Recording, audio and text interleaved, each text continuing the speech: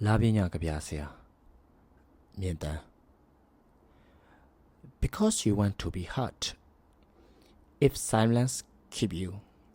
I will break it for you. Everybody wants to be understood. Well, I can hear you. Everybody wants to be loved. Don't give up because you are loved. Josh Groban Hey lo ခေါ်တဲ့ကြားနဲ့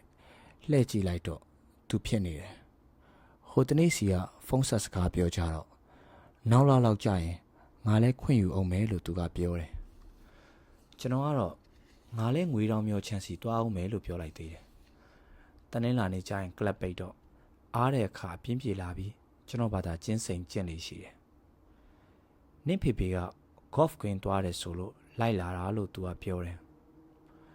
အချောင်းထူးရှိသလားလို့ကျွန်တော်ကမေးတော့နေ့စီအချောင်းထူးရှိမှငါလာရမှာလားလို့သူကပြန်မေးတယ်ကျွန်တော်ဘာမှပြန်မဖြေတော့ဘာကြီးဒုက္ခပြောဘူးတဲ့မိန်းမတွေဟာအဖြေမပေးပဲမေးခွန်းကိုအဖြေလို့သဘောထားပြီးပြန်မေးတတ်တာမွေးရပါစွမ်းရည်တစ်ခုဖြစ်လိမ့်မယ်ဆိုတာကိုသတိရလိုက်ပြီလို့ပဲနင် practice လုပ်လို့ပြီးပြီလားလို့သူကမေးပြန်တယ်ဘာမှမဟုတ်ဘူးအားနေရနဲ့ထွက်လာတာပဲလို့ကျွန်တော်ကဖြေလိုက်တယ်ဒီနေ့ club ပိတ်တော့ဘာမှစားစရာတောက်စရာမရှိဘူးနန်စင်းတွားပြီးတခုခုစားရင်စကားပြောအောင်လို့ကျွန်တော်ကပြောတော့သူကရီးတယ်သူဤနေပုံကဒိဗစ်တခုခုပါတယ်လူတိုင်းရဲ့အရေးပြုံးနေမှာအနက်ပါတာကြီးပဲအပြင်းပြေပြုံးနေရတဲ့ဆိုတာမှမရှိပဲအ ਨੇ ဆုံးမတိစိတ်ရဲ့စိတ်ဆော်မှုကတော့ရှိနေမှာကြီးပဲသူရရက်တဲ့အထိကျွန်တော်စောင့်နေလိုက်တယ်ကျွန်တော်မမေးရသေးခင်သူကပဲစပြီးပြောတယ်နင်တွားချင်တော့တွားငါတော့နန်စင်းတော့မတွားချင်ဘူးလို့ပြောတယ်ဘာလို့လဲလို့မေးတော့သူရီးပြန်တယ်ပြီးမှဟိုတယောက်မွေးနေတော့ကနင်တို့နှစ်ယောက်သားနန်စင်းမှာစားတောက်နေကြတာတွေ့တယ်လို့ထွန်းမြင့်ကပြောတယ်လို့သူကပြောတယ် CID ကထွန်းမြင့်လေးလို့သူကထပ်ပြောပြန်တယ်ဒီတော့ကျွန်တော်ကပြုံးလိုက်မိတယ်သူကကြည့်နေတယ်နင်ကမနာလို့ဖြစ်နေလို့လားလို့သူ့ကိုမေးလိုက်တော့သူကမတိမတာမျက်နှာပြတ်သွားပြီးပြန်ပြုံးပြရင်ဘာကိစ္စမနာလို့ရမှာလဲငါနဲ့နင်နဲ့ကဘာမှမဟုတ်ပဲနင်နဲ့သူနဲ့အောင်တခုခုဖြစ်နေကြလို့လားလို့သူကပြန်ပြီးစူးစမ်းတဲ့ပုံနဲ့မေးတယ်ကျွန်တော်ကပြန်မဖြေပဲခေါင်းခါပြလိုက်မိတယ်ခေါင်းခါတဲ့ခေါင်းညိတ်တယ်ဆိုရတဲ့နောက်မှာလဲအနက်ဖော်စရာအများကြီးပဲဟုတ်တယ်မဟုတ်လားလို့ဆိုကြတာမျိုးလိုပဲသူ့ကိုလိန်လိုက်တာပဲလို့တော့ကျွန်တော်မထင်မိဘူးဒါဖြစ်လေကွင်းတွားကြအောင်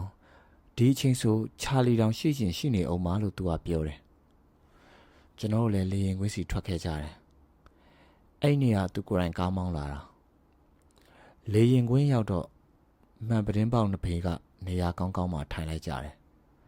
ချာလီတော့မရှိဘူးစားရင်တောက်ရင်ဥတီရမယ်စကားတွေပြောမိကြတယ်အဲ့ဒီတော့မှပဲသူကငွေတောင်မျိုးချန်စီနေဘတော့သွားမှလဲလို့မေးတယ်မကြခင်သွားမယ် February မတ်လောက်ဆိုဖေရဲ့လုပ်ငန်းတွေမှာအလုပ်ပါနေတော့တိတ်အလုံးမရှိဘူးအဲ့ဒီသွားပြီးစာလေးပါလေးဖတ်မလားလို့စိတ်ကူးပေါက်ရင်ကြပြားလေးပါလေးဆက်ရတာပေါ့လို့ဖြေလိုက်မိတယ်ငါတော့မရောက်ဘူးလားကြာပြီလို့သူကပြောပြီး tonic ကိုအတန်းကုန်လိုက်တယ်ကြာပြီပေါ့မမေရှိတော့နောက်ဆုံးရောက်တာဆိုတော့နင်ဆယ်ရန်အောင်နဲ့မဟုတ်ဘူးလားလို့ကျွန်တော်မေးလိုက်တယ်သူကခေါင်းငိတ်ပြတယ်နှွဲ့ကြီးတို့နှွဲ့လေးတို့ရောလာကြမှာလားလို့သူကမေးတယ်ဒီနေ့တော့နှွဲ့ကြီးတို့နှွဲ့လေးတို့မလာပြကြအောင် Rolly back သွားကြမယ်လို့ပြောတယ်လို့ကျွန်တော်ကဖြေလိုက်တယ်နှွဲ့ကြီးနှွဲ့လေးကဖေမိတ်ဆွေဂျမိုင်းကြီးရဲ့သားတွေကျွန်တော်နဲ့အတူတူကြီးတာဆိုတော့ညီကိုတွေပဲနှစ်စင်လိုငွေတောင်မြောက်ချမ်းမှာစုံကြတယ်တခါတလေတော့ပြစ်ထွက်ကြတယ်ဒီလိုဆိုနင်းတယောက်တည်းပေါ်လို့သူကမေးတယ်အေးလို့ပြန်ဖြေပြီးကျွန်တော်ကဘီယာခွက်ကိုကောက်ကင်တောက်လိုက်သူ့မျက်နှာကိုကြည့်လိုက်မိတယ်သူကတခုခုပြောတော့မလို့နဲ့ပြုံးစီစီလုံနေတယ်ကျွန်တော်လည်းဘီယာခွက်ကိုချပြီး နင်ဘာပြောချင်လို့လဲလို့ပြောလိုက်မိတယ်ဆက်ပြုံးနေပြီးသူကအပြင်ဘက်စီကိုလှမ်းကြည့်နေတယ်အောက်နှခမ်းကိုအပေါ်သွားနဲ့အသာကိုက်ထားရင်ပြုံးတယ်လို့လုံနေပြန်တယ်အပြင်ဘက်မှာပူနေပြီးတဲ့လေဝင်းထဲကစားတော့ဆိုင်ကတော့အေးနေတယ်ငါလိုက်ခဲ့လို့ရမလားလို့သူကကျွန်တော်ကြည့်ပြီးမေးတယ်သူ့မျက်နှာမှာအပြုံးမပါတော့ပဲအဆုံးအဖြတ်တစ်ခုခုကိုချထားတဲ့ပုံပဲကျွန်တော်အံ့ဩတယ်လို့ဖြစ်သွားမိတယ်တကယ်တော့လည်းမအံ့ဩမိဘူးသူကအမြဲလိုပြတ်သားတယ်လို့မျိုးသူကလူရဲ့ဖြစ်နေခြင်းအပေါ်မှာတန်မိုးထားခြင်းတဲ့လူမျိုးတန်မိုးထားခြင်းနဲ့ဆိုတာထက်တန်မိုးထားတဲ့အောင်ကြိုးစားနေတယ်လို့ပြောရင်ပိုကောင်းမလားပဲကျွန်တော်ကကြပြဆရာဖြစ်ချင်တယ်လို့ပြောတာအောင်သူတိတ်သဘောကျတယ်ခုချိန်ထိသူသဘောကျတယ်ဆိုတာပြောတော့မယ်၄တန်း၅တန်းလောက်တော့ငါကြပြရေးချင်တယ်ကြပြဆရာဖြစ်ချင်တယ်လို့ပြောတော့သူ့ပါဝင်တငယ်ချင်းတွေကရည်တယ်လှောင်ကြတယ်ကြီးလာတော့သူကမလောင်တော့ဖေဖေကိုလည်းကျွန်တော်ကြပြဆရာဖြစ်ချင်တယ်လို့ပြောတော့ဖေဖေကကြပြဆရာဆိုတာဖြစ်ချင်တယ်လို့မရအောင်ဟန်လုတ်ပြီးလုပ်ယူလို့မရအောင်စူးစမ်းပြီးကိုယ့်ဘာသာတိဆောက်ယူရတဲ့ဟာလို့ပြောတယ်ကိုရန်ရောက်တဲ့နှစ်တုန်းကလည်းဖေဖေကိုပြောမိသေးတယ်ဖေဖေကအဲ့ဒီအတိုင်းပဲပြန်ပြောင်းနေမကောင်းအနားမှာရှိတဲ့ပိဋကတ်မြန်မာပြန်စာအုပ်ကြီးတုပ်ထဲကအစီဝရီမြကမ်းပါကဝါတေထတထေသားအကြောင်းဖတ်ခိုင်းတယ်ဖေဖေကသူပြောချင်တာကိုခိုင်အောင်လုပ်တာပဲအဲ့ဒီတုန်းကဖေဖေပြောတာတခုထီနားရဲမထွက်သေးဘူးမင်းကိုဒီတသက်ထမင်းမငတ်အောင်ငါလုပ်ပေးနိုင်တယ်ကြပြဆရာဖြစ်လာအောင်တော့ငါမလုပ်ပေးနိုင်ဘူးတဲ့ခက်နေတာတခုကကြပြဆရာဖြစ်လာဖို့ဖော်မြူလာမရှိတာပဲကျွန်တော်လည်းဖြစ်ချင်တာပဲရှိတယ်ဘယ်ကစားမှမသိဘူးဒီတော့လေကြပြစာအုပ်တွေဝယ်ဖတ်တာနဲ့ပဲအချိန်တွေကုန်ခဲ့ရတော့တာပဲကျွန်တော်ကကြပြဆရာဖြစ်ချင်တယ်လို့ပြောနေတာကိုပဲသူ့အမေကအတော်မျက်မှောင်ကျိုးနေပုံရတယ်မင်းကကြပြဆရာဖြစ်ချင်တာဆိုတော့အနိသမီးတော့မှန်မှန်းလေနဲ့လို့နောက်တလူလုံးနဲ့အတီးပြောတယ်တစ်ချိန်မဟုတ်ဘူး10တန်းဖြည့်တဲ့နှစ်တုန်းကတော့ပြန်ပတ်ထည့်လိုက်ဘူးလေမိန်းမတယောက်အတွက်အချိန်ကုန်ခံနိုင်ပြီလို့ကျွန်တော်လက်ခံလာနိုင်တဲ့တနေ့မှာအန်နီကြိုက်မကြိုက်အနိသမီးကိုအရင်ဆုံးမှန်းမှာပဲလို့ပြောထည့်လိုက်တယ်အဲ့ဒီကသူ့အမေနဲ့ကျွန်တော်မျက်နှာချင်းမဆိုင်တော့အဲ့ဒီအကြောင်းဖေဖေကိုပြောပြတော့ဖေဖေစိတ်ခုသွားဝင်ရတယ်ဒါပေမဲ့သူ့ထုံးစံအတိုင်းပဲအကြာကြီးပြုံးနေပြီးမှမင်းတကယ်ကြိုက်လို့ပြဿနာရှင်ဖေဖေကိုပြောလို့ပြောပြီးပခုံးပုတ်တယ်နောက်တော့သူ့အမေနဲ့အဖေကအိမ်ုံလာပြီးဖေဖေနဲ့မေမေကိုတောင်းပန်ကြတယ်နောက်တာပါဘာညာပေါ့တကယ်တော့သူ့အဖေတိုင်းမင်းကြီးဖြစ်သွားတာဖေဖေကျေးဇူးတွေအများကြီးရှိတယ်ဖေဖေကစကားအထက်ကောင်းလို့မေမေကတော့ကျွန်တော်ကိုဆူတယ်မင်းကလည်းမင်းပဲကြပြဆရာဖြစ်ချင်ရတယ်လို့ကြပြဆရာဆိုတာဘသူကအထင်ကြီးလို့တော့တဲ့မမေအမြင်မှာတော့တခုဖြစ်အောင်လုပ်တယ်ဆိုတာလူအထင်ကြီးခံရဖို့ပဲကြပြဆရာဖြစ်ချင်တယ်ဆိုတာလူအထင်ကြီးခံခြင်းလို့လုပ်တာမဟုတ်ဘူးလူထင်သေးလည်းမမှုဘူးကြပြဆရာဆိုတာဗလာကျင်းနေတဲ့ရဝန်းထဲမှာဝေဒနာကိုတာယာကြည့်နေနိုင်တဲ့နေတတ်တဲ့လူမျိုးမိမိကစာပေတို့အမှုပညာတို့နဲ့နည်းနည်းလှမ်းတယ်ဒီတော့လည်းနားမလဲဘူးမိမိမျက်စိထဲမှာတော့အပားဝိုင်းကဘလို့ဆိုတာမျိုးတွေလောက်ပဲမြင်တယ်သူ့အမေနဲ့ကျွန်တော်မိမိကအတော်လိုက်တယ်သူ့အမေကတိုင်းမင်းကြီးသမီးကနေတိုင်းမင်းကြီးကတော့ဖြစ်လာတာဆိုတော့သူ့သမီးကိုတိုင်းမင်းကြီးနဲ့မညာတော့အ ਨੇ ဆုံးတိုင်းမင်းကြီးသားလောင်းထဲမှာညားစေခြင်းပုံရတယ်ဆေးเจ้าကိုသူရောက်တဲ့နှစ်တုန်းကနင်းနဲ့ပေးစားဖို့နေမိရှာနေတဲ့မင်းကြီးသားတွေထဲမှာပင်နီဆလင်ထိုးမနေရသေးတဲ့အကောင်တကောင်မှမတွေ့သေးဘူးလားလို့ကျွန်တော်ကစလိုက်မိတယ်အဲဒီတော့က3-4ပတ်လောက်ကြာအောင်ကျွန်တော်တို့စကားမပြောဘူးကျွန်တော်နဲ့သူနဲ့အဲ့ဒါလောက်ကြာအောင်စကားမပြောတာအဲ့ဒီတစ်ချိန်ပဲရှိတယ်တ တညတော့ကြပြတပုတ်ရေးမိတယ်ကြပြလို့ထင်တာပဲဟုတ်ချင်မှလည်းဟုတ်မယ်အင်းအားလိုက်မှဘီယာတောက်ပြီးအိမ်ဝင်လမ်းလျှောက်ပြန်တော့လာတာနေတာကိုသတိထားမိတယ်ဘီယာလည်းအတော်တောက်ထားတာမို့လမ်းတစ်ဝက်မှာရက်ပြီးအတော်ကြောင်လောက်ကိုကြည့်နေမိတယ်လက်ဟာမตาတဲ့အခါဘာများလုံနေပါမလဲလို့အတွေ့ရမိတယ်လီပိုင်ကိုလည်းသတိရလိုက်မိတယ်လီပိုင်သာဆိုရင်ကြပြတပုတ်ကောင်းကောင်းရေးဖြစ်မှာပဲသူကတော့လီပိုင်ကိုငါကတော့ငါပဲကိုလို့တွေးမိတယ်သူနဲ့ကျွန်တော်နဲ့တူတာကလည်းစိန်ရည်ကြိုက်တဲ့အပိုင်းလောက်ပဲအိမ်ပြန်ရောက်တော့အိမ်မပြောနိုင်သေးတာနဲ့လာကိုထိုင်ကြည့်နေကြပြတပုတ်ဆက်ကြည့်မိတယ်အဓိကကတော့လက်ဟာမตาတဲ့အခါဘာများလုံနေပါမလဲဆိုတာပဲအဖြေမပါဘူးအမေတတ်ပဲအဖြေလိုချင်လို့မဟုတ်ဘူးနေရူဒါကြီးမေကုံထုတ်တယ်လို့ပဲကြပြလို့တာဆိုရတယ်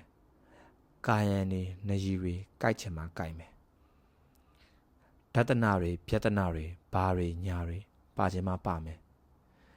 စိတ်ထဲရှိတာချရေးလိုက်တာပဲနောက်နေ့တော့အမ်မလီနဲ့တွေ့တယ်အမ်မလီကကျွန်တော်နှမလိုပဲသူကလည်းဆေးချောင်းတက်နေတာငါညကကြပြလားပါလားမသိဘူးချရေးထားတခုရှိတယ်သူ့ကိုပေးလိုက်ပါလို့ပြောပြီးပေးလိုက်တယ်အဲ့ဒီတော့ကအမ်မလီကငါရောကောက်ချက်ချလို့မရဘူးလားနည်းနည်းဝေဖန်လို့မရဘူးလားလို့မေးသေးတယ်ငါရေးချင်လို့ရေးလိုက်တာကောက်ချက်ချတာဝေဖန်တာခံဖို့တွေးပြီးကြပြမရေးရဘူးလို့ရေးထားတာတခုငါဖတ်ဖူးတယ်ငါထပြီးနေရိုက်တာခံချင်ဝေဖန်လို့နောက်ပြီးကျွန်တော်ပြောလိုက်မိသေးတယ်ညနေဘက်တော့သူရောက်လာတယ်ဖေဖေရဲ့နင်းစီ channel မှာထိုင်ပြီးကျွန်တော်ကခိုင်းတင်နေတာစောင်းကုံတော့မှမို့ဖေဖေကကျွန်တော်အချိန်ရတဲ့အခါသူ့နင်းစီပင်တချို့ကခိုင်းတွေတင်ထားပေးဖို့မှားထားလို့နင်းစီပင်တန်းရဲ့အကြားမှာထိုင်ပြီးခိုင်းတွေဖြတ်နေတော့သူရောက်လာတယ်အဲ့ဒီနေရာမှာကျွန်တော်သူကပြန်ပြီးစကားပြောတာသူ့ထုံးစံတိုင်းဟိတ်လို့အရင်လမ်းခေါ်လိုက်တယ်ကျွန်တော်ထိုင်နေတဲ့နောက်ဖက်နာစီကိုလာတယ်ပြီးတော့သူ့ကိုအသာကိုင်းပြီးကျွန်တော်ပခုံးပေါ်သူ့တထောင်နဲ့တစ်ဖက်စီထောက်လိုက်ရင်ကျွန်တော်နာနာကိုကပ်ပြီးအတန်ခတ်တူတူနဲ့ thank you လို့ပြောတယ်ဘာလို့ thank you ကျင်တာလဲလို့သူ့တန်လာတဲ့ပတ်စီကျွန်တော်အသာကောင်းကိုလှည့်လိုက်ရင်မေးလိုက်မိတယ်ကျွန်တော်ပါနဲ့သူ့နှာခေါင်းထိနေတယ်နေထားတဲ့ကြပြာကိုငါကြိုက်တယ်ငါတိမ့်ထားခြင်းတယ်လို့သူကပြောတယ်အဲ့ဒါကိုကြပြလို့နေထင်လားလို့ကျွန်တော်ကခေါင်းကိုပြန်မလဲသေးပဲသူ့ကိုမေးလိုက်မိတယ်မသိဘူးခေါ်ခြင်းရခေါ်ငါတို့အရေးမကြီးဘူးငါကြိုက်တယ်လို့သူကပြန်ပြောတယ်ကြပြကိုလားလူကိုလားလို့ကျွန်တော်ကရည်ရင်မေးလိုက်တယ်သူကလည်းရည်ရင်ကြပြဆရာကိုလို့ပြောတယ်ကျွန်တော်လည်းကျွန်တော်ခေါင်းပေါ်မှာမိထားတဲ့သူ့ခေါင်းလက်ပြန်နဲ့လှမ်းကင်လိုက်ရင်သူ့စပင်ကိုအသာပုတ်ပေးလိုက်ပြီး thank you လို့ပြောလိုက်တယ်သူကဘာလို့လဲလို့ခတ်တူတူပြန်မေးတော့သူ့နှာခေါင်းကရှူထုတ်လိုက်တဲ့လေဟာကျွန်တော်ပါပေါ်မှာနှွေးသွားတယ်သူ့စပင်တချို့ကျွန်တော်မျက်နှာမှာလာထိနေတယ်ပြီးတော့သူကမတ်မတ်ရလိုက်တော့ကျွန်တော်လည်းထိုင်ရကထားလိုက်မိတယ်အဲ့ဒီတော့မှပဲနင်းစီချမ်ပတ်စီကိုဖေဖေလျှောက်လာတာတွေ့လိုက်ရတယ်မင်းကိုတော့ကွာငါနားအောင်မလဲနိုင်သေးဘူးလို့ဖေဖေကခုထိပြောတော့မယ်မနေ့တနေ့ကတင်တားဖနှစ်ယောက်သားနင်းစီ channel မှာထိုင်စကားပြောနေကြတော့မင်းမိမယူမယ်လို့များစဉ်းစားဘူးသလားလို့မေးသေးတယ်ကျွန်တော်ကလည်းတွေ့တာမှုရှိသွားရင်ကြပြဆရာဖြစ်မှာမဟုတ်တော့ဘူးထင်တယ်လို့ဖြေလိုက်တော့ဖေဖေကအတော်အားတင်သွားပုံရတယ်ခုထိမင်းကြပြဆရာဖြစ်ချင်တုံးပဲလားလို့မေးပြန်တယ်ဖြစ်ချင်တုံးပဲလို့ကျွန်တော်ကပြန်ဖြေတော့ဖေဖေကတောက်လက်စကော်ဖီဝက်ကိုလှမ်းယူပြီးတောက်နေရင်ဘာမှမပြောပဲကျွန်တော်ကိုကြည့်နေတယ်ကျွန်တော်ကပဲဆက်ပြောလိုက်မိတယ်ကြပြဆရာမအထီးကျန်မှုဟာဖန်တီးမှုအားလုံးရဲ့အစားလို့ဆိုကြတယ်အထီးကျန်မှုဆိုတာဘ ဖိုမဆက်ဆံရေးအပေါ်မှာအခြေခံတဲ့သဘောဆိုလိုတာမဟုတ်ဘူးသူ့ရဲ့ဖြစ်ရှိနေတဲ့အနေအထားအတွင်းမှာသူ့ဘာသာလက်ဟာနေတာမျိုးပဲအဲ့ဒီလက်ဟာနေမှုဟာသူ့ကိုဝေဒနာတရက်ဖန်တီးပေးနိုင်တဲ့ဟာပဲကျွန်တော်ကတော့အဲ့ဒီထီးသီးကြံဖြစ်ရှိနေရတဲ့အနေအထားကိုမရသေးဘူးထင်တယ်ကိုယ့်ဘာသာကိုနေနေလို့တော့ထီးသီးကြံဖြစ်ရှိနေတဲ့အနေအထားကိုမခံစားနိုင်ရသေးရင်တခြားလူတယောက်နဲ့ရင်းနှီးနှီးနေလိုက်ရင်ပိုဆိုးသွားမှဆိုးနေတယ်ပိုဆိုးသွားရင်ကြပြားဆရာဖြစ်တော့မှမဟုတ်တော့ဘူးထင်တယ်ကြပြားဆရာဆိုတာကလည်းမရရှိသေးတဲ့ဝေဒနာတစ်ခုခုကိုပျောက်ဆုံးသွားမှဆိုးနေတဲ့လူမျိုးပဲလို့ခက်ရှိရှိရှင်းပြလိုက်မိတယ်ဖေဖေကကော်ဖီခွက်ချလိုက်ပြီးပြုံးတယ်မင်းကိုဖေဖေတခုပြောပြမယ်လို့စကားခံလိုက်တယ်ဖေဖေဟာသူဆိုလိုချင်တာတခုကို metaphor အဖြစ်ပြောင်းပြီးပြောတော့မယ်လို့ကျွန်တော်နားလည်လိုက်မိတယ်အဲ့ဒါဟာဖေဖေရဲ့စကားပြောနေသမျိုးပဲဘာသာစကားမှန်သမျှဟာ metaphor ကြီးပဲလို့ပညာရှင်တွေပြောကြတယ်လို့ပဲ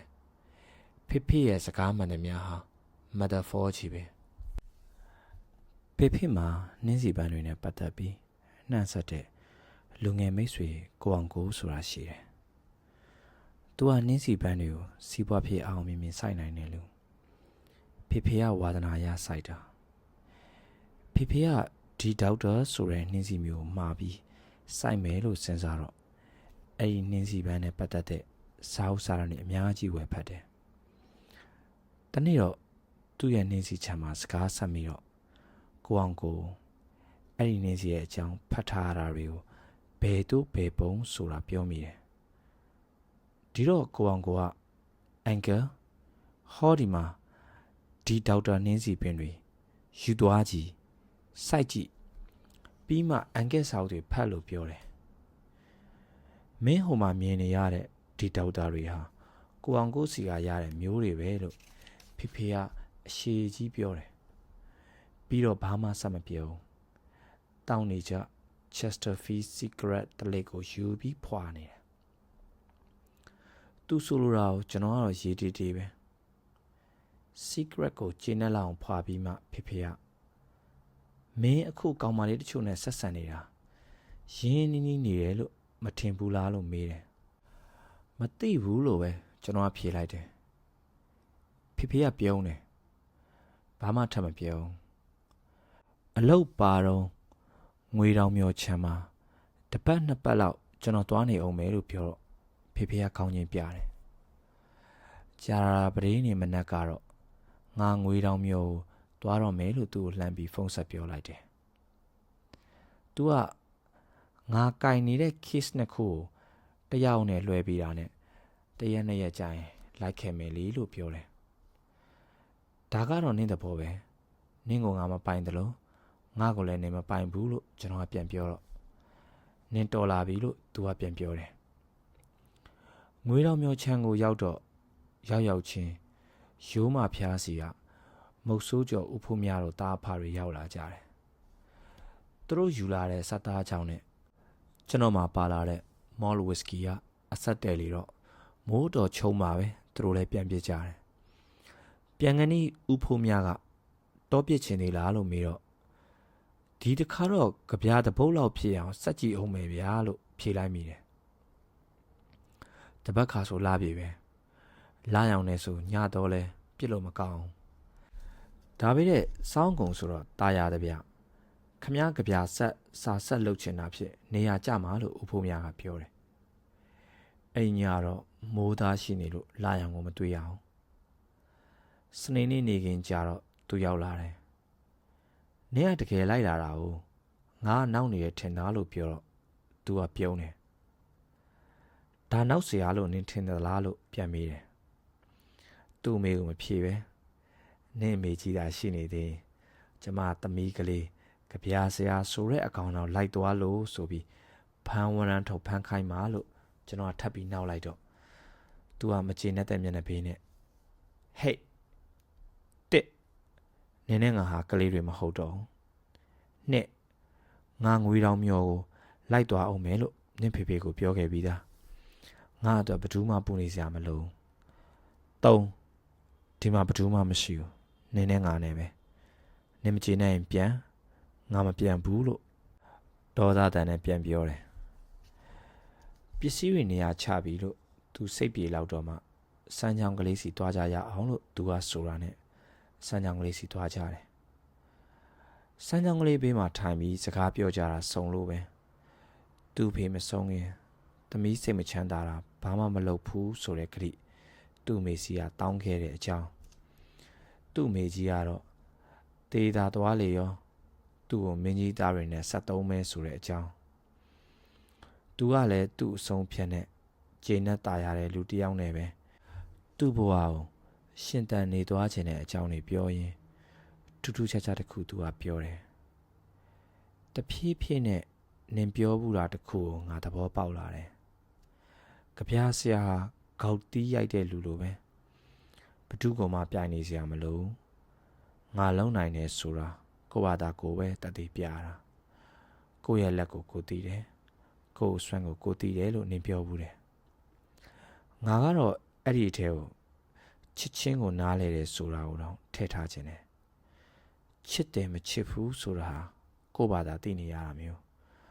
ကိုတတ်သိပြရတာမျိုးပဲဘသူကမှတတ်သိထူပြနေစရာမလိုဘူးမဟုတ်လားလို့ပြောပြီးကျွန်တော်ကြည့်နေတယ်ငါကောင်းတယ်မှာအဆုံးဖြတ်ပေးရလောက်အုံနောက်ကြီးပုံမရဘူးလို့ကျွန်တော်ဖြေလိုက်တော့သူကရည်တယ်အဲ့ဒီနောက်ကျွန်တော်ချင်းဘာမှဆက်မပြောဖြစ်ကြအောင်ပြီးတော့မှသူကချောင်းဆက်ကရေးဆက်ဆက်ထဲမှာတွားပြီးလမ်းလျှောက်အောင်မယ်လို့ပြောပြီးချောင်းကလေးရဲ့အဆက်စီဆင်းသွားတယ်ကျွန်တော်ကတော့ထိုင်မဲကြည့်နေလိုက်တယ်အတော်ကြာတော့ကျွန်တော်ထိုင်နေတဲ့နေရာစီပြန်လာပြီးရှေ့တဲ့မလန်းမကမှရက်ရင်ကျွန်တော်ကြည့်လိုက်တယ်ပြီးမှငယ်တော့ဆိုရင်တော့နင်းငါနဲ့ချောင်းထဲမှာအတူတူလိုက်ပြီးလမ်းလျှောက်ဖို့ခေါ်မှာနေမလာရင်ငါ့ကိုချစ်ရင်လားချောင်းထဲမှာလာပြီးလမ်းလျှောက်ချီမချစ်မလာလဲလို့ပြောမှာပဲအခုတော့ငါအဲ့ဒါလိုမပြောတော့ဘူးလို့ပြောပြီးစမ်းချောင်းကလေးရဲ့အောက်ဖက်စီဆက်လျှောက်သွားတယ်ကျွန်တော်လည်းခဏဆက်ထိုင်နေပြီးမှထိုင်ရာထပြီးသူလျှောက်သွားရနောက်လိုက်သွားမိတယ်သူ့ကိုမိလာတော့ခွေးမလို့ခတ်တူတူပြောလိုက်တယ်သူကဘာမှပြန်မပြောပဲပြုံးစစ်စစ်လုံနေတယ်သူပခုံးပေါ်လက်တင်ပြီးချောင်းရိုးအတိုင်းနှစ်ယောက်သားဆက်လျှောက်ခဲ့ကြတယ်အတော်ကြာတော့မှသူကကိုတည်ရင်ပြီးတာပဲလို့ပြောတယ်ကျွန်တော်ကခေါနကလိုပဲခွေးမလို့ခတ်တူတူထပ်ခေါ်လိုက်တယ်ဒီတစ်ခါတော့သူကအတန်ထွက်အောင်ရှိတယ်နေတော်ဆောင်းတော့မှကျွန်တော်တို့လည်းအိမ်စီပြန်လာကြတယ်ညစာစားပြီးတော့အပေါ်တက်ကဝရဏမှာထိုင်စကားပြောကြရင်လောက်အောင်မျောနေမိကြတယ်လားပြည့်နေဖြစ်ကောင်းဖြစ်မယ်အတော်ကြီးမိုးချုပ်လာပြီတဲ့လာပေါ်မလာအောင်ဒီနေ့ညလာမှတာပါမလားမသိဘူးဥဖို့များတော့လားပြည့်မယ်ပြောတာပဲလားတာရင်ကြပြတပုတ်လောက်ဆက်ကြည့်ခြင်းနဲ့လို့ပြောလိုက်မိတယ်သူကရီနင့်ကိုဘယ်သူမှမဆက်ရဘူးလို့ပြောတယ်လေနင်ကစာလုံးတွေရှိမှကြပြဆက်လို့ရမယ်ထင်တာလားလို့မေးတယ်မသိဘူးဝေဒနာဆိုတာတော့စာလုံးထဲမှာမရှိတာသိကြတယ်လူအထဲမှာဝေဒနာကရှိနေတာစာလုံးဆိုတာဘယ်သူမှမပိုင်ဘူးပုဂ္ဂလိကပိုင်ဆိုင်မှုအနေနဲ့ထိန်းထားလို့မရအောင်ကြပြဆရာဝေဒနာကိုဖမ်းဆုပ်ကြည့်ပြီးစာလုံးစကလုံးအဖြစ်ပြောင်းကြည့်တဲ့လူပဲလို့ပြန်ဖြေလိုက်တယ်သူကစိတ်ပါနားထောင်နေရင်တစ်ချက်တန်းလိုက်တာတွေ့ရတယ်နင်နားကျင်ပြီလားလို့သူ့ကိုမေးတော့နင့်သဘောပဲလေလို့သူကပြန်ဖြေတယ်ဒါဖြစ်အခန်းထဲသွားအောင်အခန်းထဲကနေအရှိတ်တောင်ရိုးတွေကိုမြင်နေရတယ်လာထွက်လာရင်ကောင်းကောင်းမြင်ရမှာပဲလာရရလူကိုအိမ်မစေတယ်လို့ဆိုကြတာပဲလို့ကျွန်တော်ပြောလိုက်တယ်သူကထိုင်ရာကထားရင်နင်ပြောရင်ဟုတ်မှာပေါ့လို့ပြောပြီးသူ့လက်ကိုကမ်းတယ်ထိုင်ရာကထားလိုက်တော့ကျွန်တော်လက်မောင်းသူ့လက်နဲ့လှမ်းကိုင်းပြီးမိလိုက်တယ်လွတ်ထွက်မသွားအောင်စုပ်ထားသလိုပဲစိတ်လှုပ်ရှားနေသလိုပဲ အခန်းထဲရောက်တော့ပတင်းပေါက်ကခန်းစီတွေဖယ်လိုက်တယ်ခုထီတော့လာကိုမမြင်ရသေးဘူးဒါပေမဲ့လာရောင်ကအေးမြခြင်းကိုဖြစ်စေတယ်ဆိုတဲ့အသည့်ဟာตาရစရာတစ်ခုခုအဖြစ်ပြောင်းသွားပုံရတယ်လန့်လို့သွားတော့နိုင်ကိုလှမ်းကြည့်လိုက်မိတယ်မနက်2 နာရီထိုးတော့မယ်သူကတော့အိပ်ပျော်နေတော့မယ်ကျွန်တော်လက်မောင်းပေါ်မှာသူ့ခေါင်းတင်ထားတယ်ကျွန်တော်ကိုလှုပ်လိုက်မိလို့ထင်တယ်သူလည်းနိုးလာတယ်ပြုံးလိုက်ရင်နေနိုးနေတာကြာပြီလားလို့မေးတယ်ခုပဲလို့ဖြေပြီးလာအောင်ထွက်နေပြီထင်တယ်အပြင်ဘက်မှာလာရောင်ကိုမြင်နေရတယ်လို့ကျွန်တော်ကပြောလိုက်တော့သူကပတင်းပေါက်ဘက်ကိုလှမ်းကြည့်နေတယ်ပြီးတော့ခဏနော်လို့ပြောပြီးအိယာတွေကထသွားတယ်စပွဲပေါ်မှာတင်ထားတဲ့သူ့ရဲ့ briefcase ကိုဖွင့်လိုက်ပြီး plastic အုပ်ထားတဲ့စာရွက်တစ်ရွက်ထုတ်ယူလာတယ်ပတင်းပေါက်အနားစီသွားပြီးပတင်းပေါက်ကိုကြောပေးလိုက်ရင်သူ့လက်ထဲကစာရွက်ကိုလာရောင်နဲ့ဖတ်လိုက်တယ်စဖတ်လိုက်တာနဲ့ကျွန်တော်သိလိုက်မိတယ်သူဖတ်နေတာသူသိမ်းထားတဲ့ကျွန်တော်ရဲ့တပုတ်ထီးသောကြပြလိုပါလိုဟာပဲသူဖတ်တာကိုနားထောင်ရင်လာရောင်နောက်ခံနဲ့သူ့ကိုကျွန်တော်ကြည့်နေမိတယ်ကြပြဖတ်လို့ပြီးသွားတော့နင်ကြိုက်သလားလို့သူကမေးတယ်ကြပြကိုတော့မပြောတတ်ဘူးကြပြဖတ်တဲ့လူတော့ကြိုက်တာအမှန်ပဲလို့ကျွန်တော်ဖြေလိုက်တယ်သူကကတင်စီပြန်လာရင်ကတင်ဆောင်မှာထိုင်လိုက်တယ်ကျွန်တော်မျက်နှာကိုအပေါ်ကမိုးပြီးကြည့်ရင်လာပြီးနေညရောက်လာလို့လာရောင်ကိုမြင်ရတော့လာမထွက်တဲ့လာမိုင်းညတွေကိုရောနေမလွမ်းမိဘူးလားလို့မေးတယ်ဒီအကြောင်းတစ်ခါကားမှကျွန်တော်တွေးမကြည့်မိဘူးသူပြောတော့လဲလွမ်းလိုက်မိတယ်လို့ပဲအကောင်းဝေဒနာအဆိုးဝေဒနာလို့မခွဲတတ်ပေတဲ့ဝေဒနာတစ်ခုခုခံစားလိုက်ရတယ်လို့ပဲတကယ်တော့လေကြပြဆရာဖြစ်မဖြစ်ဘသူကအတိမတ်ပြုမပြုလူတိုင်းဟာအသက်ရှင်နေရတဲ့ကာလတစ်ခုအတွင်းမှာကြပြကောင်းတစ်ဖုတ်လောက်ကိုတော့ကိုနီးကိုဟန်ကိုဘာသာစကားနဲ့ကိုဖွဲ့ခဲ့ဆက်ခဲ့မိကြမှာကြီးပဲလို့ထင်တယ်အပြင်ဘက်ကဝင်လာတဲ့လရဲ့အလင်းရောင်ထဲမှာသူ့မျက်နှာကိုကြည့်နေမိတယ်နင်းမျက်နှာကိုခုလိုမျိုး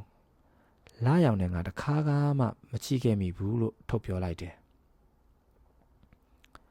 သူ့မျက်လုံးတွေကပြုံးနေတယ်ဘာမှပြန်မပြောဘူးနင်းမျက်လုံးတွေခုလောက်နီးနီးကပ်တခါမှငါမကြည့်ခဲ့ရဘူးလို့ပြောနေတော့သူ့မျက်နှာတစ်ခုလုံးမမြင်ရတော့သူ့မျက်လုံးတွေကိုပဲပို့ပြီးနီးနီးကပ်မြင်လာရတယ်သူ့မျက်လုံးတွေကြီးပဲမြင်ရတော့တယ်နောက်တော့ဖြည်းဖြည်းချင်းသူ့မျက်လုံးတွေပိတ်သွားတယ်ကျွန်တော်မျက်လုံးတွေလည်းပိတ်လိုက်တယ်ပိတ်ထားတဲ့ကျွန်တော်မျက်လုံးတွေကနေလာမထွက်ခဲ့တဲ့လာမိုင်းညားတွေကိုတန်းတနေတဲ့အလွမ်းတက်ခံတပ်ပြင်းချတံတွေကိုမြင်နေရတယ်ဟုတ်တယ်အတန်တွေကိုမြင်နေရတယ်မြင့်တန်း